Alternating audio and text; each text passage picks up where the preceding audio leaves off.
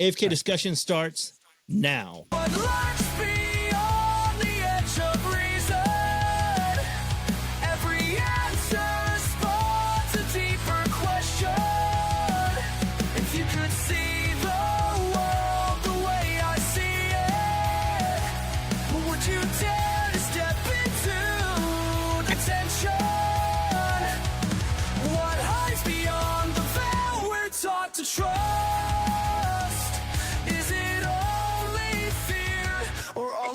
Hey guys, welcome back to AFK Discussions. It's your boy Jason, and I got a really good show for you tonight. Real quick before we get into it, check out fattack.com for all your tactical needs. If you're a big dude like me and you carry a weapon, Fattack is where you need to go because they make concealed carry appendix style for big dudes. So check out fattack.com for all your tactical needs. All right, I'm here, and like I said, we got an awesome show. I have two paranormal podcasts with me today. I have Joe and Jennifer.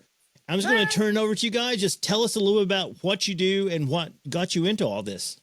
Great. All right, go ahead, Jen. Okay, so we're the 222 Paranormal Podcast. My brother and I host the show.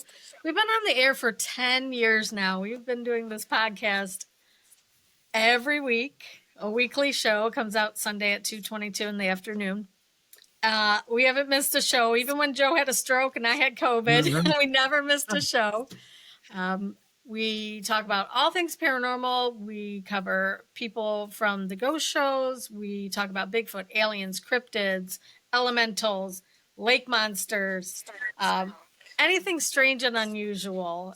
We've covered the topics. I've been ghost hunting for over 25 years and, just have this great love of mystery and want to dive into all things really cool and paranormal. That's awesome. Yeah, and I've been I'd say ghost hunting for a few years now, probably a couple years shorter than Jen. But Jen started and got into it, and I had an experience with my best friend Jackie. I had a shared death experience with her, and that kind of made me want to get into the ghosty side of it.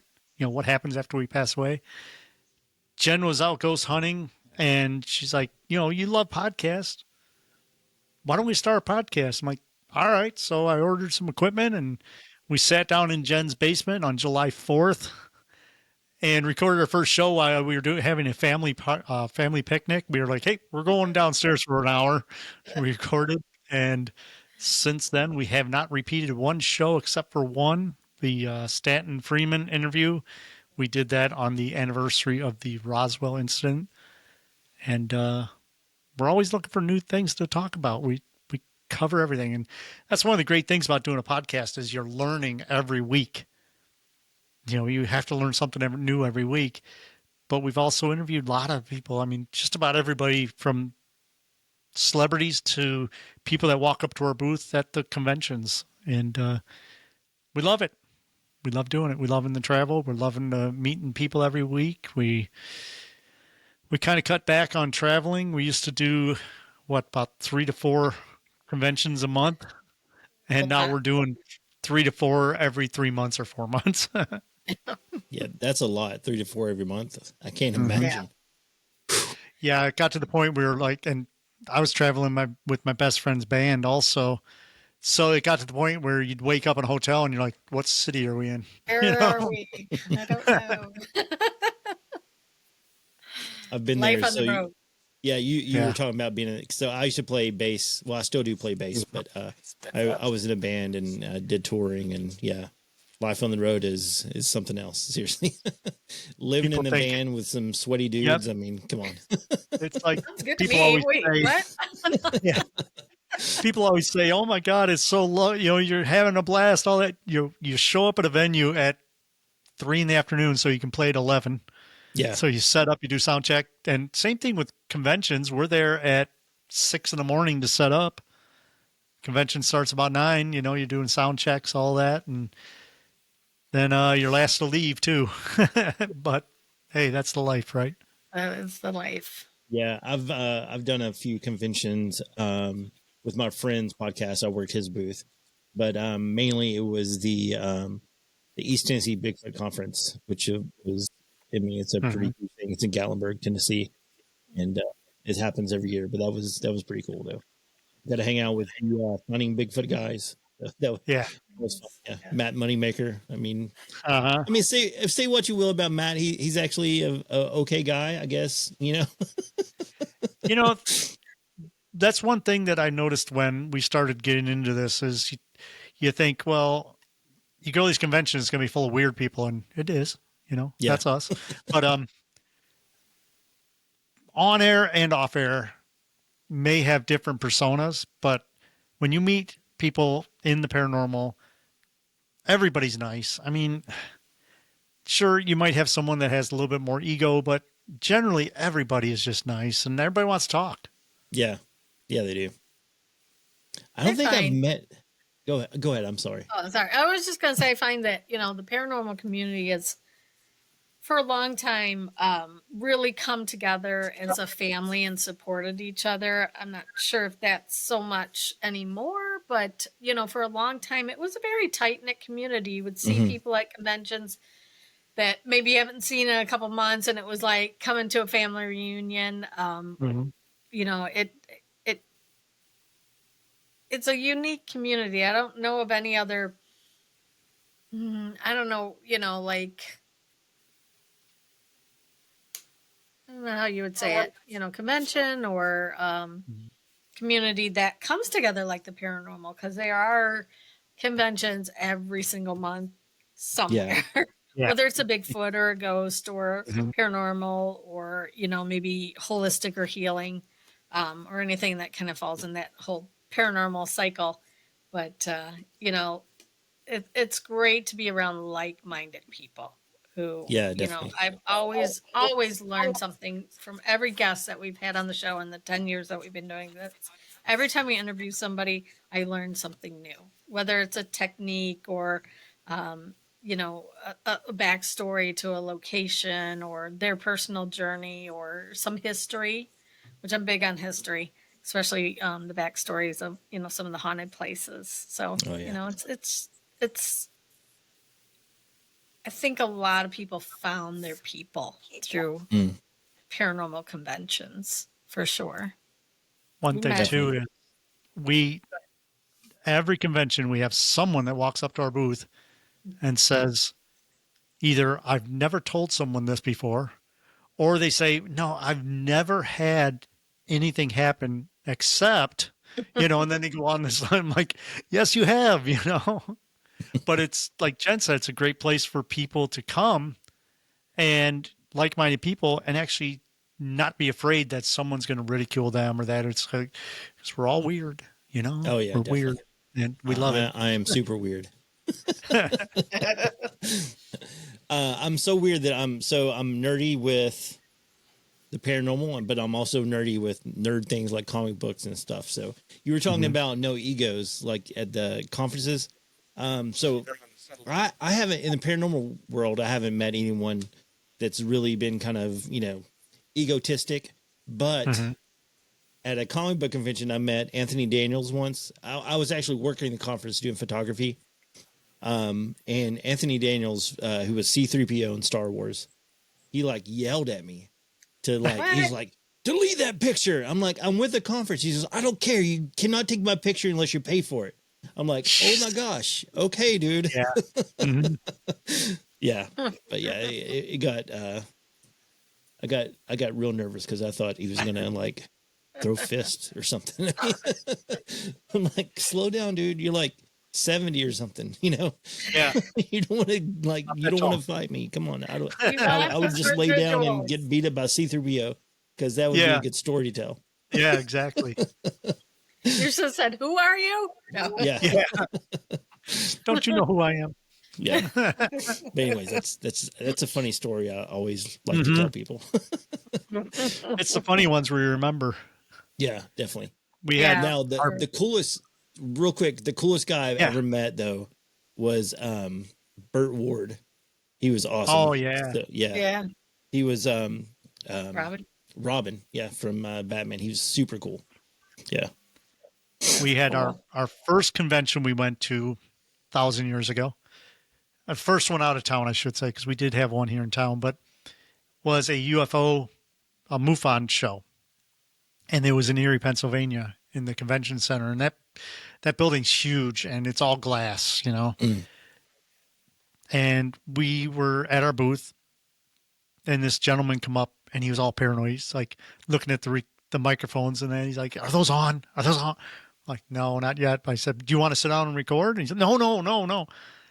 And we had a thing set up where the news was coming in to do their feel good morning show. Yeah. Segment. And I see the news crew come up behind him.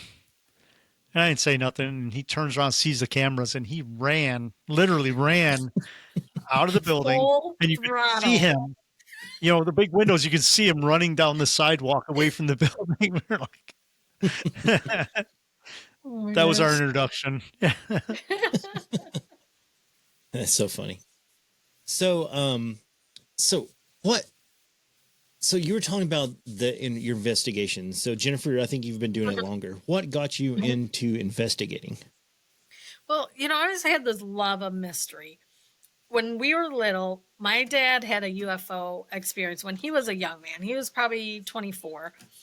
And he always loved mystery. So we would go to the library and we would get books on the Loch Ness Monster or Bigfoot. And, it was a very small section in the library. There's probably this many books available on the fringy type of things, back in the late 70s. And then we would watch the show In Search Of with Leonard Nimoy. Remember that show? I think you're, probably. Yeah, I'm almost 50, so I'm 41, so I remember it. Yeah. So, it's like, I would see like shows about ghosts and castles and, graveyards. And I was always just like fascinated with that. And then I had two strange things happen when I was probably in my late teens to early 20s. One, the first thing was I was at the house alone and I heard somebody call my name. And it was clear as day and I thought somebody was home, and I went downstairs and there was nobody there. And I'm like, I know I heard this. I heard it, So it just intrigued me. And then the second thing, I was house sitting for a family member whose brother-in-law, a very young man in his probably early 20s, had taken his own life. And so they needed to get away. And so I was house sitting for them. And I woke up at like 5 o'clock in the morning and their cats were screaming. Now, you've heard a cat like fight, like, this was different. I can't even describe it. And I jumped up and I heard the loudest "get out." And I got out. No shoes or nothing, Jesus. Yeah. I ran out of the house. No, I literally ran out of the house without my purse and drove home at like 5 o'clock in the morning. I never experienced anything. It was a very, very deep, scary voice. And so, I always just felt weird and liked weird things. And I love cemeteries. I, would go in the cemeteries and just look around because, you always find the history in the cemeteries, like old things. Then, once the popularity of the ghost shows started coming out, it kind of made it more acceptable to go to places, and the access to these places, like a Mansfield was like the first big place that I went to, and ghost hunted there with some of the people from the TV show, the most famous TV show, the guy with the hair. I'll just say that. The haunted hair. So, and it really opened my eyes to like, what is going on here? And when I was at Mansfield, I saw a full body apparition of a prisoner. Really? It was the most incredible thing. So have you been to Mansfield? I have not, no. Okay, so there's 5 levels of jail cells on top of each other. At the end of the cells, they have like these zigzag stairs that go down. As I was coming down the stairs, like the group that I was touring with was like a level or two down, and I come around the turn of the corner, and I went, you know how like you're going to bump into somebody, you come around the corner, you're going to bump, and somebody's standing there, and this guy was just standing there, and he had on white shirt, short sleeved, 50s style glasses, the blue dicky pants. He was very much taller than me. I would say he was probably, I'm 4'10", so he's probably like 6 foot tall. Dark, high and tight type haircut. And he was there, and he just disappeared just like that. Gone. And I was like, of course, camera in hand, but it happened so fast. Yeah. It wasn't any time to take a picture. And then I'm going to say this was about 10 years ago.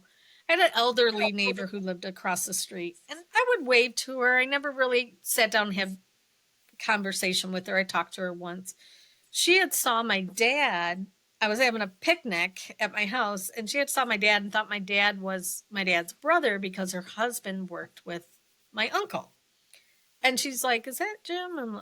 I'm like, "No, that's my dad. Uncle Jim had passed away." And that was in July. And then in September, she passed away. And Joe and I were traveling so much, I didn't even know that she passed away until December, because we were just gone every single weekend, and I was working full time out of town. Anyways, digress. So one night I was asleep and I was dreaming, and all of a sudden I felt this electricity. Like, have you ever been out in a thunderstorm and you're too close to the thunder and your whole body's just like electrified?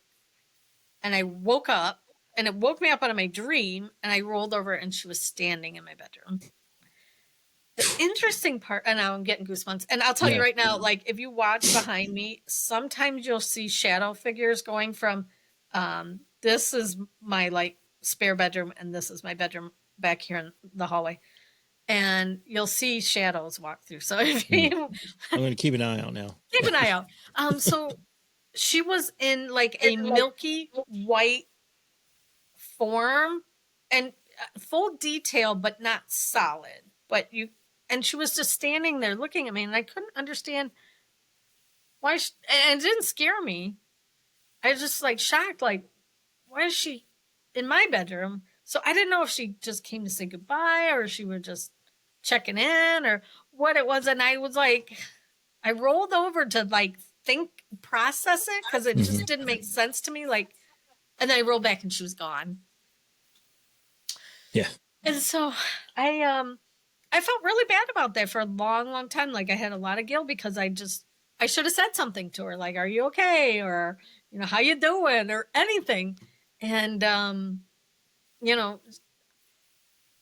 I just kind of missed my opportunity, but it was like that shock factor of like, why are they in my house? Which was totally okay. I was okay with it, but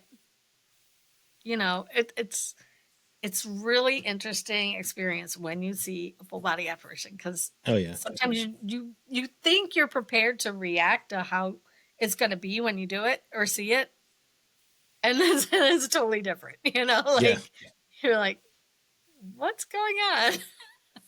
Yeah, so I have never seen a full body apparition, but I did have an experience whenever I was in high school, like almost nightly, where this smoky, cloudy ball, if you know what a tumbleweed looks like?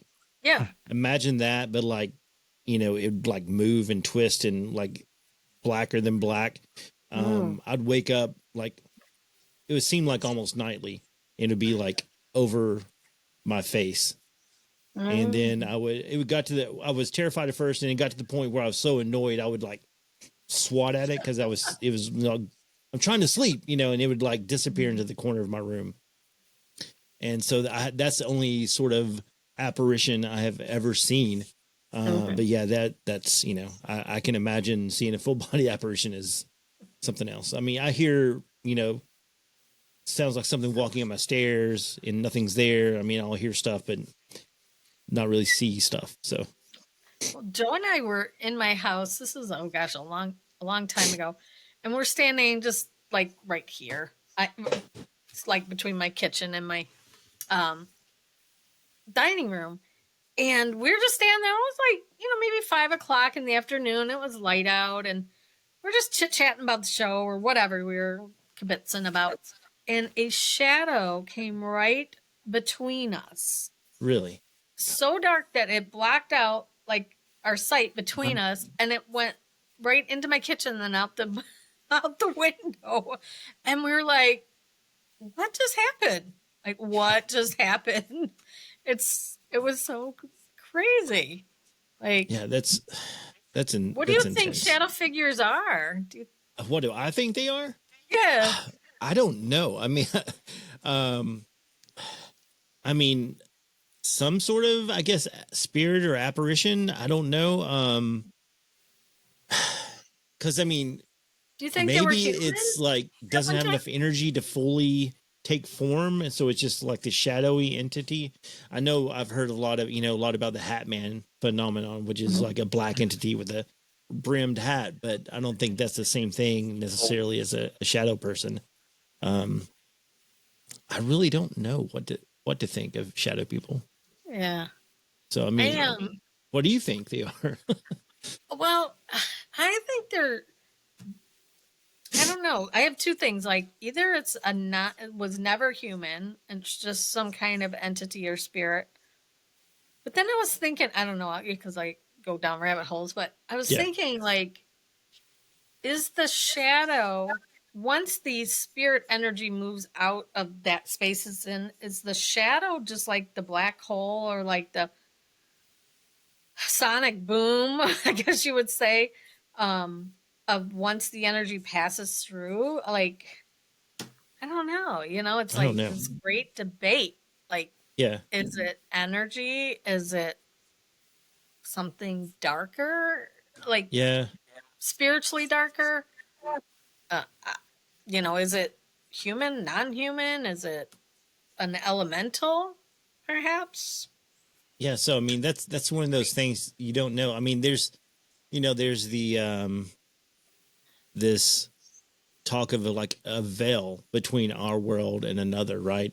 And a lot of people theorize that veil is thinning as time goes on. So maybe that's just, maybe your house is in an area where the veil's thinner and you just see these, something on the other side of the veil passing through. I don't know. That's just a theory I like. Well, what's really interesting, Joe and I, in doing research, like, I live in the 5 Points area in Toledo. It's where 5, what would you call it? Like, major roads come together. I don't say major, but roads come together. But what's interesting is the main street that I live off of, there's a ley line that goes right down that street. Now, I've had people come into my house and investigate and say that spirits come along that, go along that line, and they're attracted to this house because other spirits I've had other spirit and instances in here. Yeah. But also doing research, and this is just like a total rabbit hole, but I'll go down it quickly and then I'll let Joe talk because, I go right trying to go on. But okay. So I live off a street that was a main route for the Native Americans to come down from Adrian, Michigan, all the way through Toledo, down to the Great Black Swamp. So if Toledo's history was originally a swamp, all Native American land around Northwest Ohio, and most Ohio was, many, many, many different types of tribes. We can go down that rabbit hole some other day. But the area that I live in, or the main street that my street is off, is that route. So it was this path that they would go down and meet at a place called the Hope Well. The Hope Well Indians met at this freshwater well to do their trading or their ceremonies. I'm not sure how many times a year. I'm going to look into this a little bit more. What's interesting is I used to go and get my nails done at this little salon that's just right around the corner. The owner of the salon was telling me when she first opened the salon, she saw a Native American walk through her salon, and she thought somebody had come in a costume and got in her thing, and she chased after him and said, "What are you doing in here?" And he was gone. But then the second time, she was sitting there doing some other lady's nails, and they saw another apparition walk through of a Native American, and they both saw it, and he just disappeared. And it was like, this is so interesting. So my house is, right on this line. It's right on the ley line. They say spirits, one of the theories is that spirits travel on the ley lines because of the energy source. Yeah. I had a friend of mine who's a psychic medium say that at one time, this young man who was murdered, him and his pregnant girlfriend were murdered in the 80s, not far from my house, came here and stopped here because they were just going along the energy line, and that she communicated with him that that's what they do. Now, it's all conjecture, but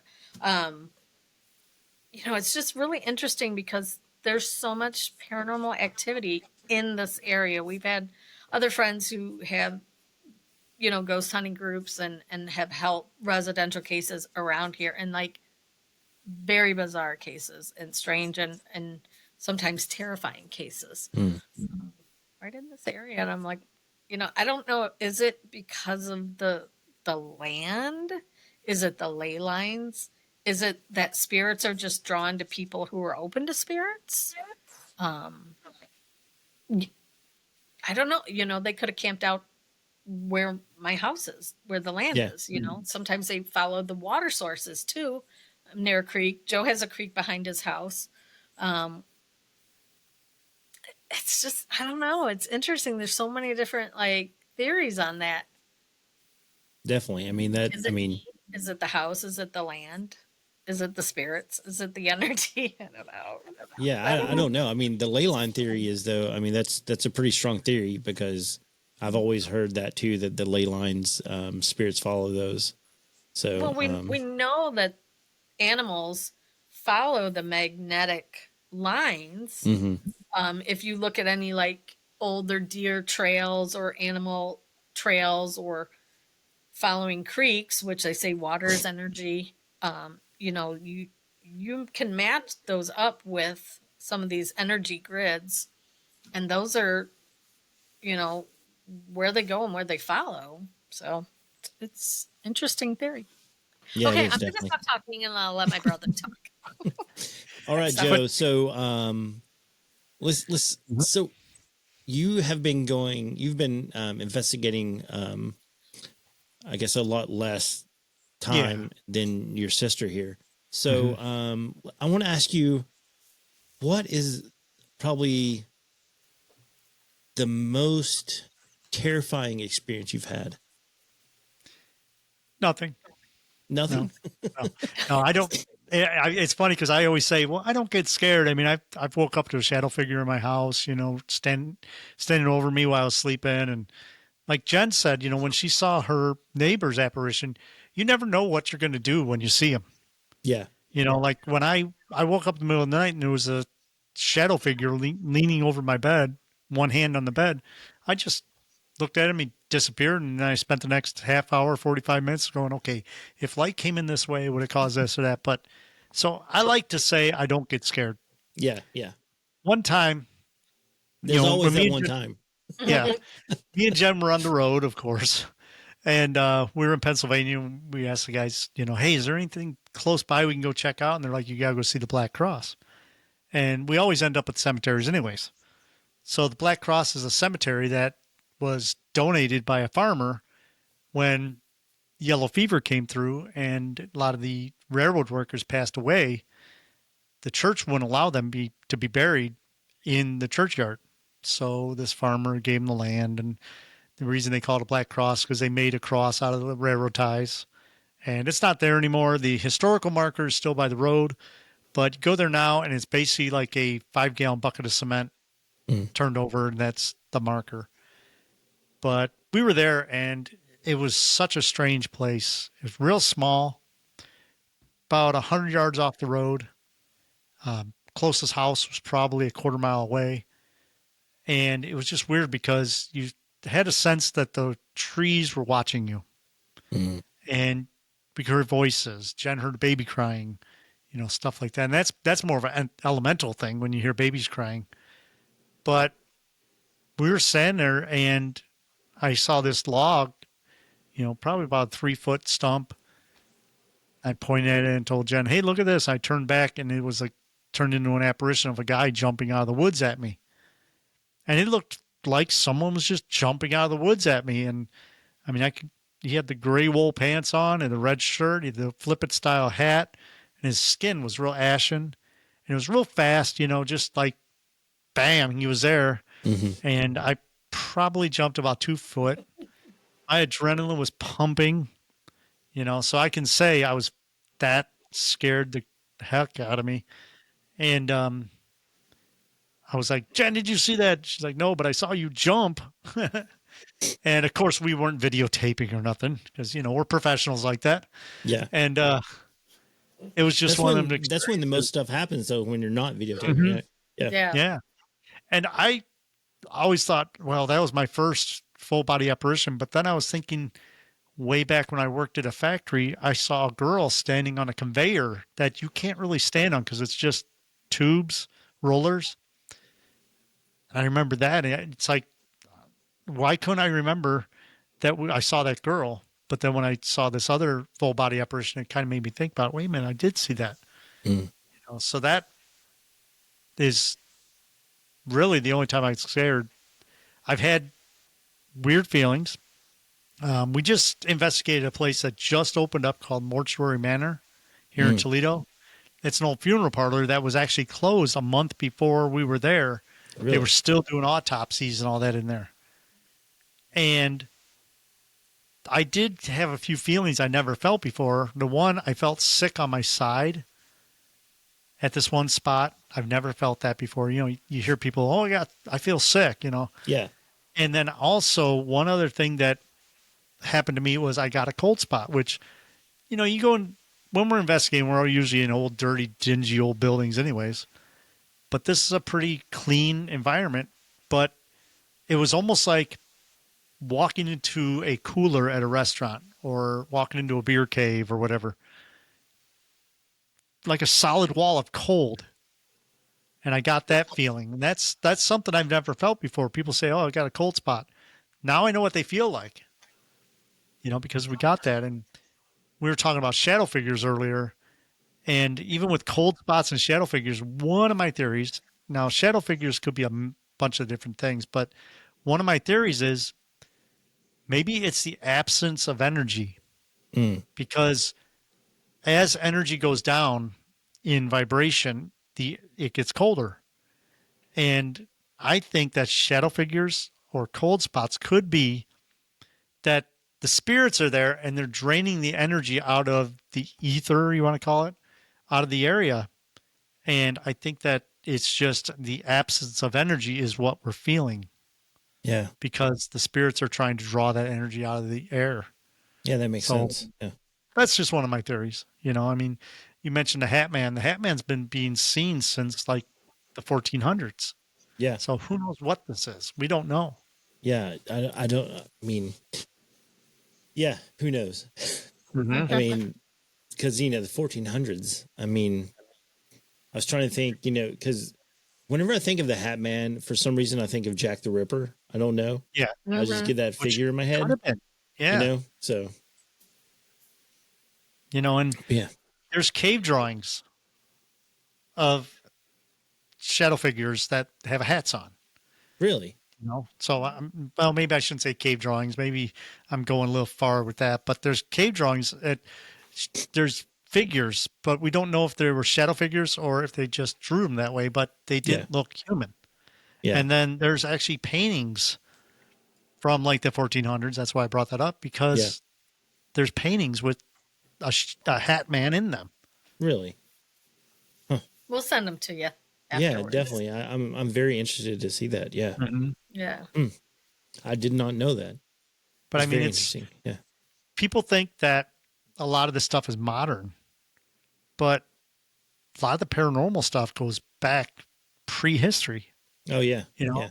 good example. We were just talking to somebody about Bigfoot, and they're like, "Well, when was the first Bigfoot encounter and all that?" And I'm like, "I don't know, but I do know that there was and I can't remember where it was at, but I saw a oil lamp that was found in what's now Japan area from like 8,000 years ago, and it had Bigfoots on it.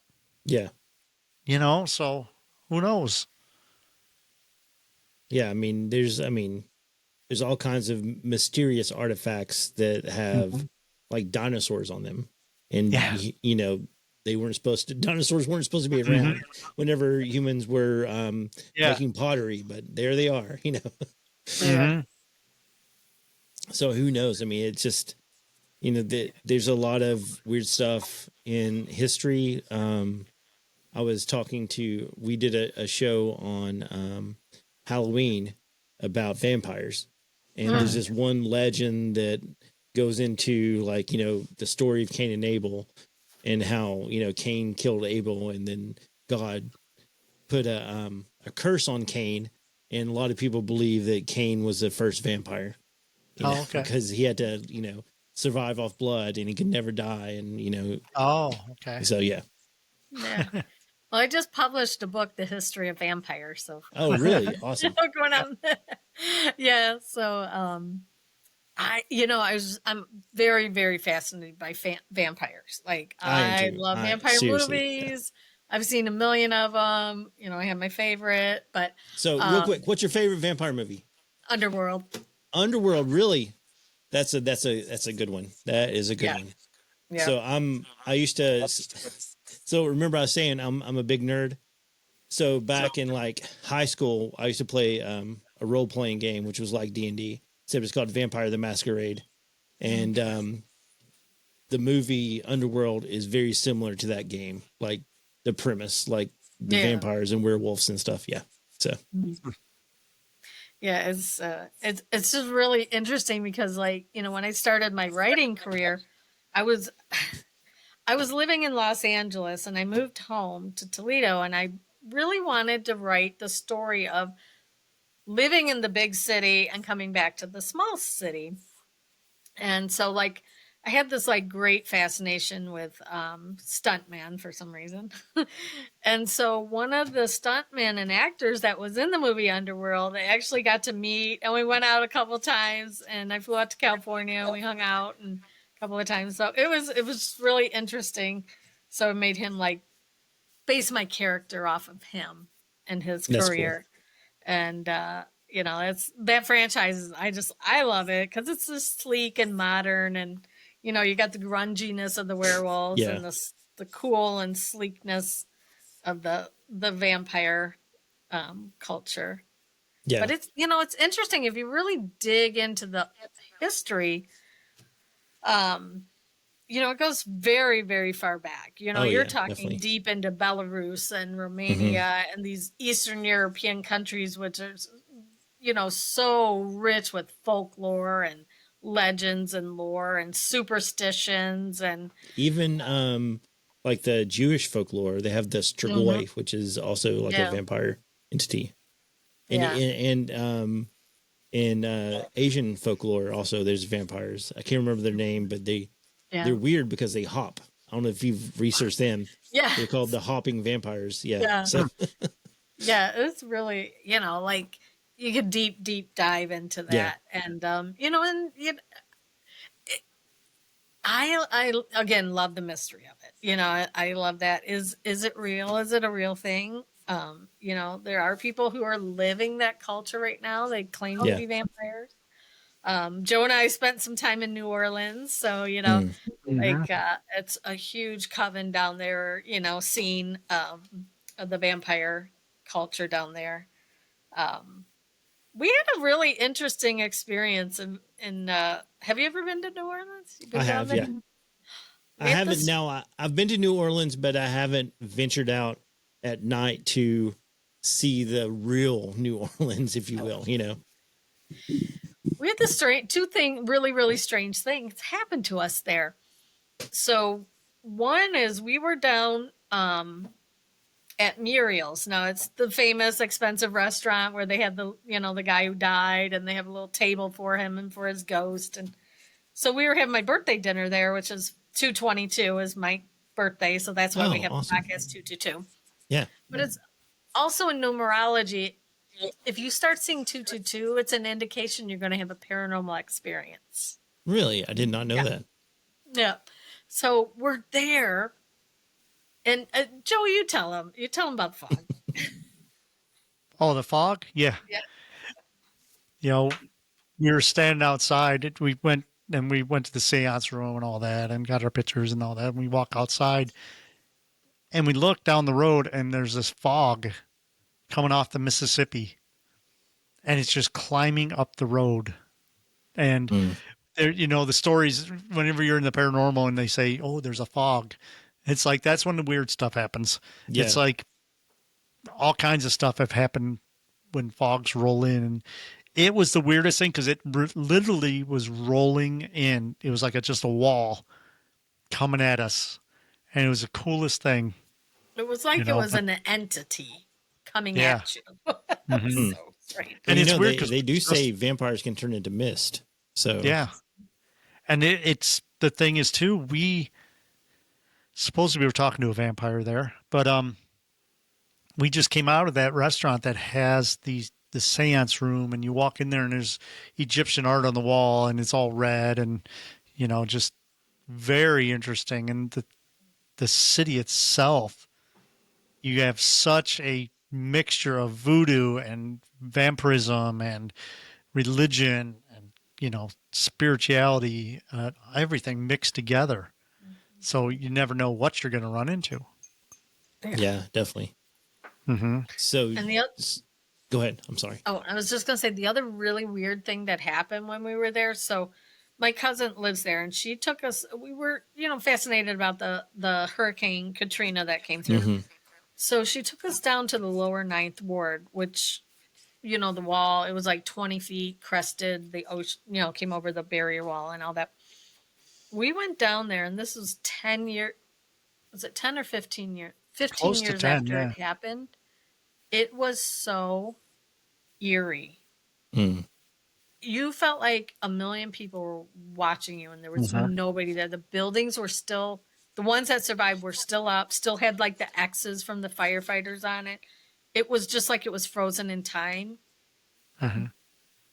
It was so, I can't explain feeling. Like, yeah. I had that feeling one other time when I was in Ireland and I went to the potato famine cemetery. I got goosebumps right now.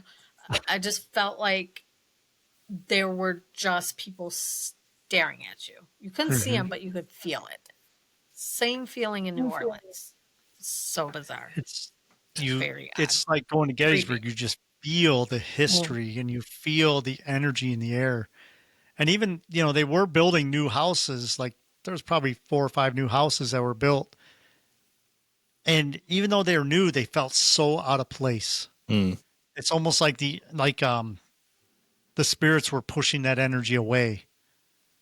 It was just a weird feeling. And we just thought, we go down and check it out. Our cousin's like, yeah, I'll take you down there. But when you get there and you see it and you still see the houses with the X's and the number of people they found in the house and all that spray painted on the walls. And it's like Jen said, it was like it's just frozen in time. Yeah. Creepy. Yeah. And there's tons of stories from that area about hauntings and apparitions and, all that. People walking down the street, hearing people yelling and, but the weird thing is when we were there, it was dead quiet too. It's almost like even the birds and the haven't came back. And this was years later. Yeah. Is it so that is the energy so thick with the paranormal in that space that bugs and birds and stuff don't come back yet? Yeah, that's that I know that when we're in the woods, even like when we were at the Black Cross, we had the Oz effect happen. And the Oz effect is when you're standing there, all of a sudden it's dead quiet. No, even your feet don't make noise. So you don't hear any bugs or birds or nothing. That's what it felt like there. So I did not know there was a term for that, the Oz effect. Mm-hmm. So I've experienced that then. I was telling you before we got on here about Elkmont. When we were there, we went into one of the cabins. When we crossed the threshold, it was like everything just went silent. And I mean, it was so quiet that I could hear my heart beating. It was deathly quiet. I mean, but the windows are, I mean, this is an old cabin and the windows are, some of them don't have panes of glass. It's just open, but it was silent. And then when we exited, everything came back. Wow. It was so weird. That's cool. Yeah. You know, it's interesting. People who have Bigfoot experiences say that happens when they either see Bigfoot or feel its presence. Really? Because the Black Cross is like, if you just go beyond the area where the cemetery is just like Pennsylvania woods, and it went down in a gully and just went on for miles, and there was nothing back there. But like everything was like you went in a vacuum chamber. No birds, no crickets, no branches, no leaves rustling. And you almost felt like, you know, you said you could hear your heart beating. It was like that. What's that word, Joe? You know, like tigers put out like a... Oh, infrasound. Infrasound, yeah. Mm-hmm. That's what it felt like. It was really bizarre. But, you know, we've experienced that a couple times at like haunted locations too. Mm-hmm. Like in Moundsville Penitentiary, down in the Sugar Shack, the basement. You can't see your hand in front of your face. It's so dark down there. And, you know, the history behind that, you know, they would just shove the prisoners in there and it was a free-for-all. You know, everything happened down there. Like, it's very, very scary. Yeah, they didn't have enough guards. Like nothing. Quiet. They didn't have enough guards, so they would put the prisoners in there and just shut the doors. And that's how they controlled them, I guess. I don't know. Yeah, that's horrific. Oh, gosh, I can't imagine. You know what that was like. I mean, Joe and I have had some adventures over. Oh yeah. You know, our tenure as podcasters. Like, we always say we should write a book about tales from the podcast road. Oh, definitely. You know, I mean, that'd be great. A great read. Yeah, definitely. So, real quick before we get off of New Orleans, you just kind of briefly said something, and I was like, "What? You got to tell me more." You said we met a vampire. And then you just like continued on. I'm like, what about meeting a vampire? Well, he's one of the tour guides down there, but he calls himself a vampire and he lives that lifestyle. He dresses very flamboyant and all that. And I think, you know, maybe he is, I don't know, but he had a persona. And I think that's part of his shtick is he calls himself a vampire. And the thing is, he was very knowledgeable too about, you know, the lifestyle and everything. History. So we had him on the show too. Oh, really? Okay. Yeah. I'm trying to remember his name. Do you remember his name, Jonathan Weiss. Okay, yeah. Jonathan Weiss. Weiss. Why does that name sound familiar? Weiss. Yeah. I think there's someone else named Weiss. Not the singer of the Babies. There's another person named Weiss that's in the paranormal horror. What is his? I can't remember his name. Anyways, I know Jonathan White's the lead singer of the Babies. That's not him. Oh, I don't know the Babies. Do I need to check that band out? You'll know them if you heard some of their songs. Okay. Yeah. But back in my era. we stayed in like an Airbnb when we were down there, and it felt very, very haunted, like spooky. Very, I don't know. I think where you go was down there is haunted. True. That's true. I stayed in a haunted hotel in Pennsylvania really?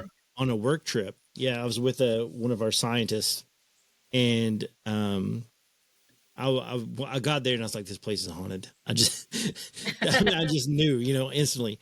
And I was like, I told him, he's like, I don't believe in any of that. And so the next morning I said, so how did you sleep? Did you get any ghost mess with you? He's like, I heard walking in my room all night long. And I was like, you're kidding me, right? He's like, no, I'm not kidding. I was like, yeah, you're pulling my leg, right? So we got to the place we were visiting for the trip. Mm-hmm. And he told the receptionist, he's like, so we stayed in a haunted hotel last night. So, I mean, he literally experienced something. I slept like a baby. Nothing bothered me. I guess that's, they knew he was a skeptic and they're like, we're going to get him. Mm-hmm. It's interesting. Hotels are so, just I think a mecca for spirits because you have so much energy coming in, kind of like an apartment building too. You have so many spirits or people coming in and out and different emotions and, some people and we've experienced this, go to hotels to end their life. Mm-hmm. And we investigated a hotel here in town where, the cleaning staff was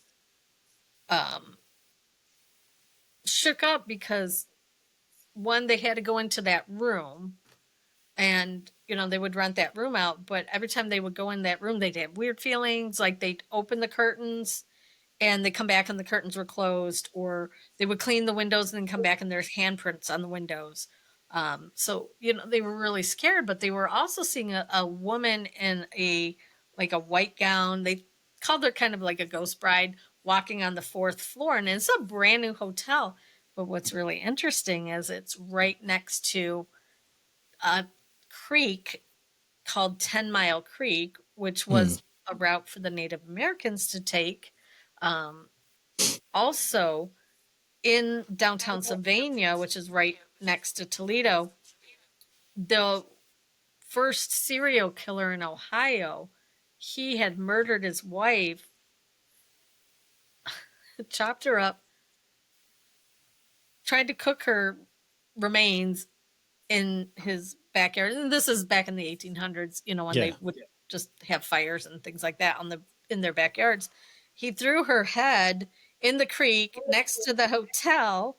But, when she was having domestic arguments with her husband, she would run down the street. And we think the spot where the hotel was where one of her friends lived and she would take shelter there.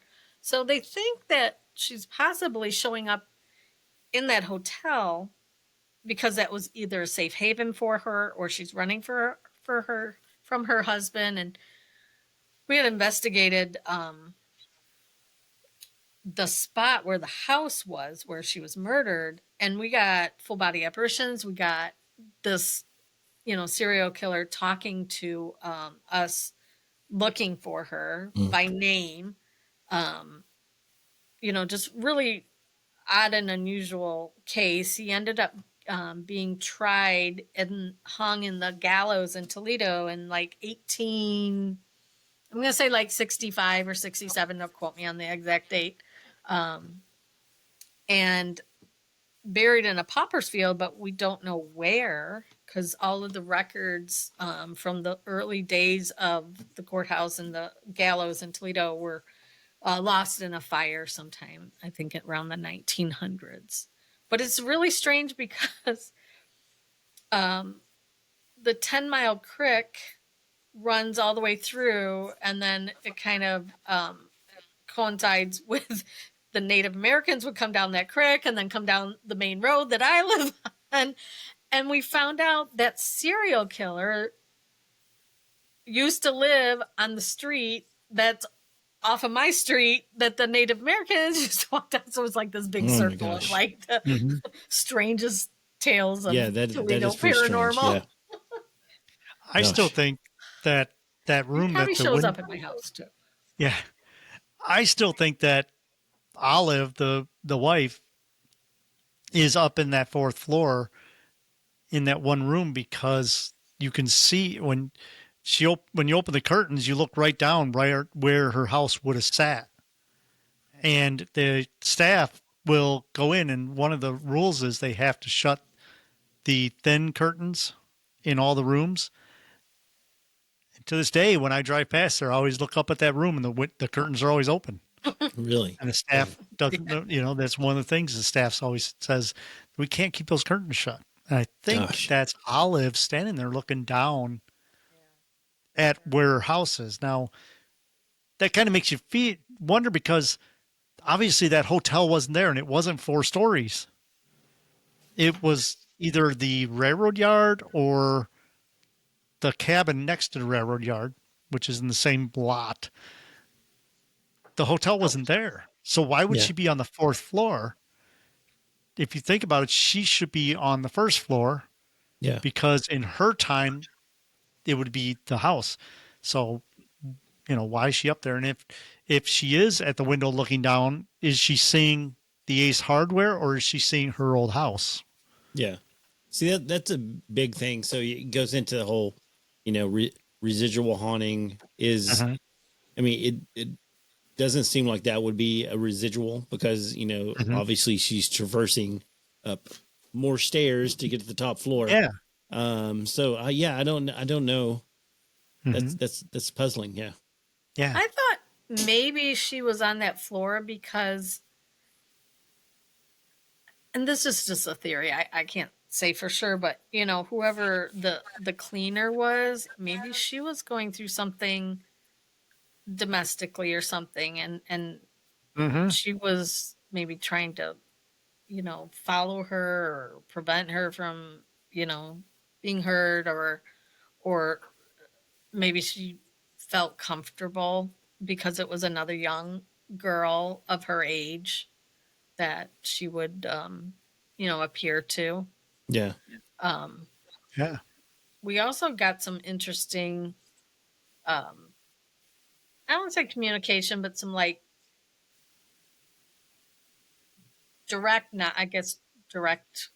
response in the laundry room of all places, which is a basement, which would have been like the ground floor.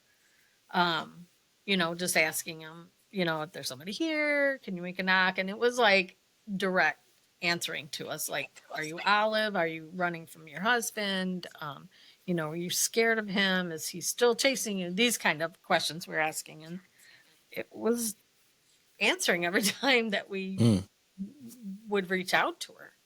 So it's so bizarre, because even like Toledo, Ohio Ghost Hunter Society, when they did their investigation of it, they had a clear EVP of a woman's voice saying Olive, and that was her name.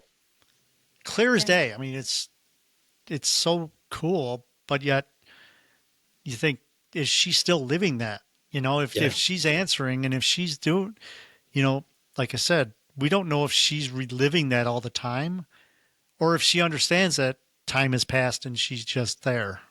Yeah. Yeah, that's something we probably will never know the answer to, Until we're there. Yeah. until we're there, right? I didn't want to say that, but yeah. Gosh. Yeah, gosh. Okay, so I've got to ask you real quick, because I can't believe we've been on here almost an hour. It goes I know it doesn't seem like it. I mean, we've We just could go been for like, 3 or 4.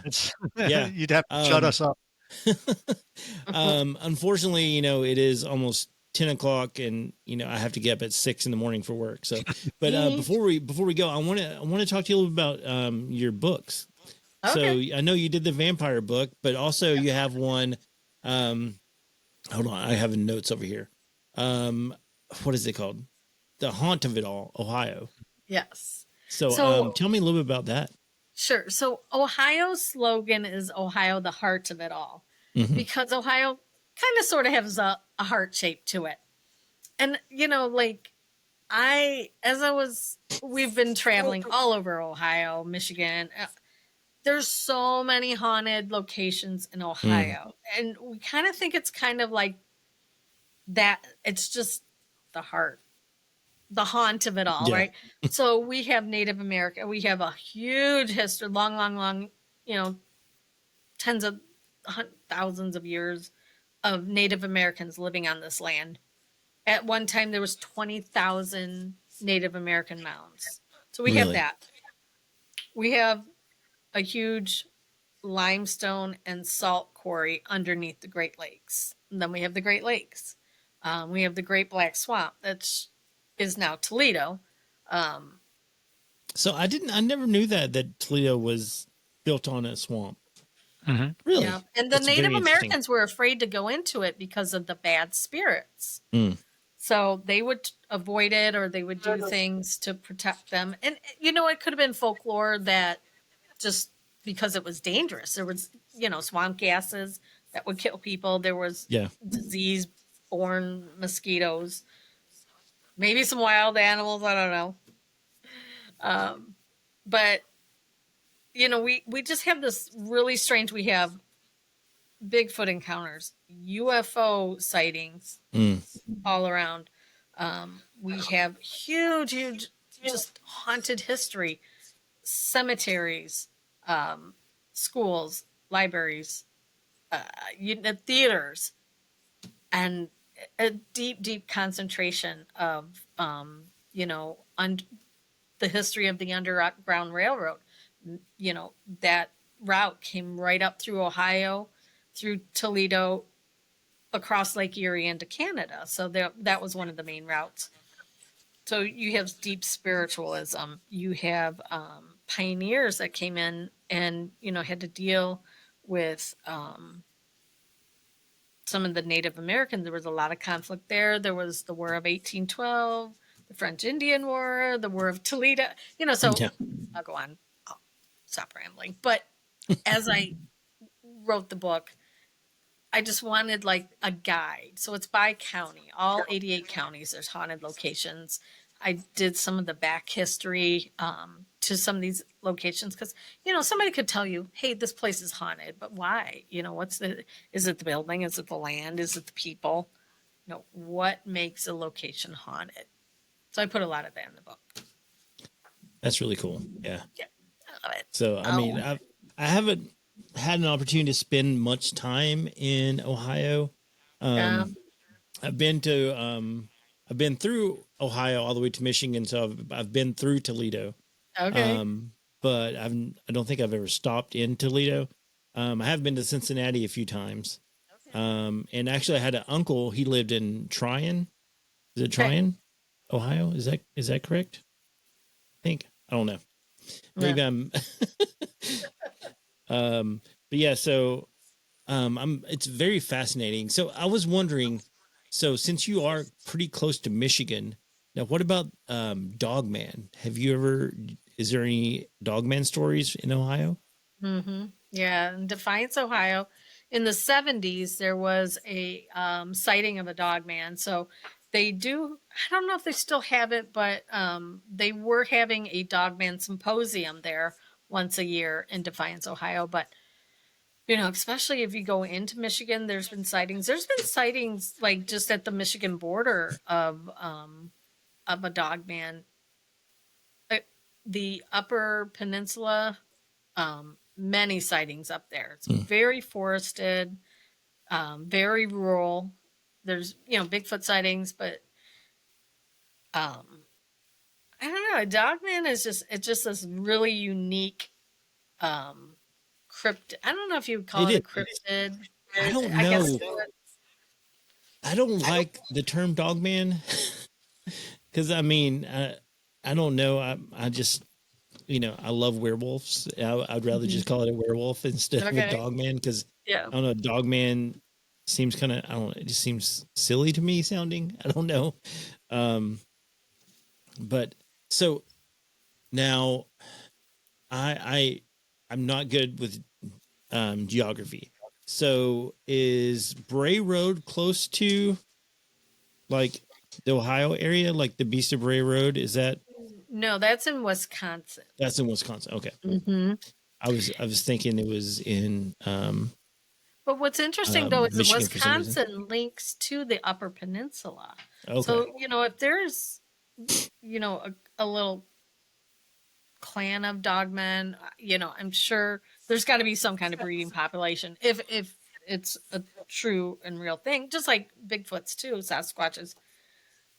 They're probably, like any predatory animal, roaming and following the food source, like tigers probably have, hundreds of miles range, or any kind of, large predator like that. So, you may have a sighting in Upper Michigan, and 2 years later, something similar in Wisconsin, or maybe, up into Canada or somewhere. I'm sure they're roaming. Yeah. And there's plenty of food source, right? There's plenty of deer and elk and whatever else, wolverines and badgers, Yeah. whatever's up there.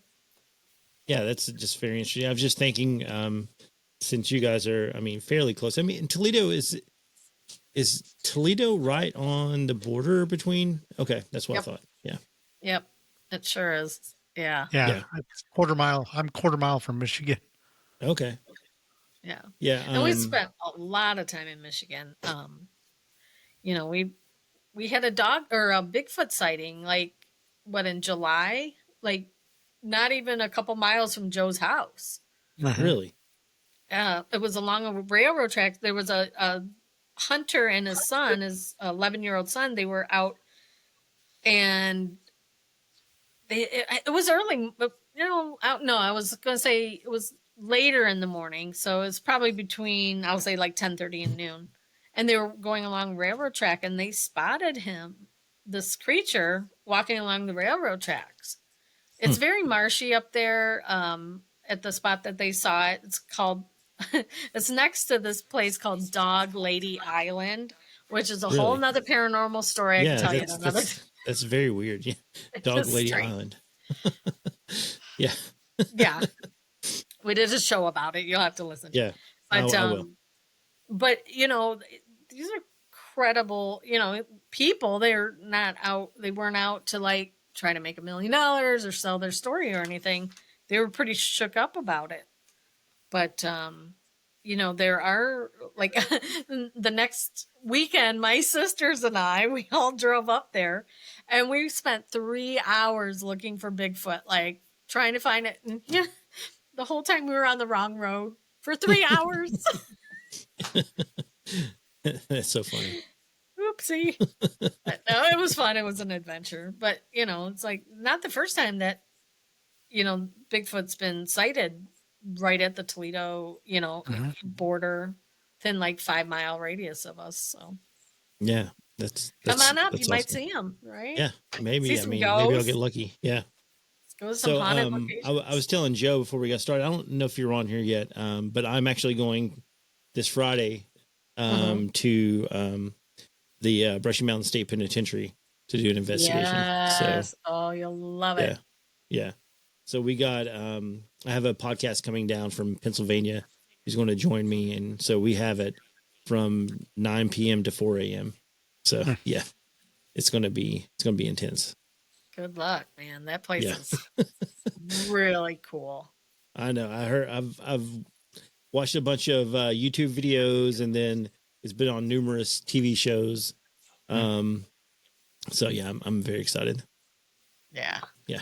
Let us know what you find, because I will. and we talked earlier about spirits. Yeah, we talked earlier about coming on your show, maybe, and I'll have some stories I can tell from Brushy. Yeah. Yeah. Awesome. Definitely. All right. Well, guys, thank you so much for coming on. I'm going to have to call it a night because I am going to turn into a pumpkin. Just kidding, guys. I will not literally turn into a pumpkin. But thanks a lot. Can you tell everyone where they can find you? Go ahead, Joe. Oh, you want me to? Okay. Our podcast is available anywhere you get the podcast from. I always send people to iHeartRadio, but really anywhere you can get podcasts from. We do have some stuff on YouTube, but not really much. We're mainly an audio podcast, so not a video. But anywhere you get your podcasts from, just check out 222 Paranormal Podcast. Also, if any of your listeners are putting on any conventions, me and Jen are getting our schedules together for next year. We're taking the winter off, but once the convention season starts up, we will be speaking at a lot of conventions. So find us at a lot of different conventions. And like I say, if any of your listeners are putting on a conference and you need speakers, hook us up. All right. I will, Yeah. definitely. If I hear of anything, I will let you know for sure. Great. You We need put to come on to a great the- presentation. Yeah, you need to come to the East Tennessee Bigfoot Conference. I think that'd be That'd great. be cool. Yeah. That'd be fun. Yeah, Mhm. it's a pretty big deal. So, Cool. all right. Well, thanks, Well, guys. Jason, and thank you what- so Thank much. you. We Yeah. really appreciate it, and keep Yeah. doing what you're doing, brother, because it's good work. Yeah, Good I'm trying. podcast. I'm trying to. I think I'm getting more comfortable as it goes along. Mhm. Because I was always afraid to do it by myself. But now that I'm doing it by myself, it's feeling more and more natural. So yeah, thanks for coming on, and guys, like, follow, share AFK Discussions, and we'll see you next time. Peace. Thanks, everybody.